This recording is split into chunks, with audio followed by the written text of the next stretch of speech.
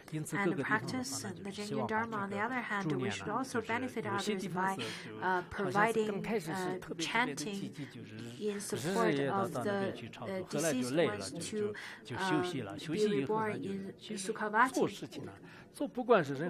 Whatever you do, you should have patience, you should have persistence. If you have passion for 2 or 3 days, then everyone has that. Some have the passion towards studying and practicing practicing at the beginning, and then after just a short while, they lost such passion. Then they're completely lost. And some of the group who are providing such kind of service, let's say, to the deceased ones who need such kind of Buddhist ritual, as well as the sadhana, chanting the sadhana, to provide them this kind of supporting environment to die. This is quite practical because everyone dies. Everyone's going to die. 居士也好，出家人也好，就是要么你不当领导，要当领导的话呢，要勤快一点，就是需要助念的时候呢，你要去做，然后需要就是什么这个做无畏布施也好，然后闻思修行也好，真正一个领导就特别难做，天天睡难觉的话，那这个团体就全部不得不是了，因为头就是这样，所以你头如果是这个特别难做的话，那尾巴再重也没有用，是吧？就是我们这个人就是现在。 If the leader do not move, doesn't matter how much the tail moves, you're not going to make the group alive. Global-wise, the West, the East, if the leader of the group is diligent, if the leader is very smart and very compassionate, then everyone else is as well. Vice versa, if the leader is really lazy, really interested in food only interested in food and having meal together, then not really interested in activities, then I don't think such organization or groups are hopeful. So, if you have this kind of responsibility, then you should really take up this responsibility and make your group really active in terms of helping the deceased ones to be reborn in Sukhavati by chanting and practicing for them. So that's the fifth one. The sixth one is classical culture study. Some young people, children, they really need moral education, especially in this age, and without which it's quite a pity that they don't have morality infused in their being. There are many opportunities to engage the society into this kind of activism, the Buddhist activism. So whatever is positive and beneficial to self and the society. So those are the few things that I added on before the end of the class. So that's where I will stop.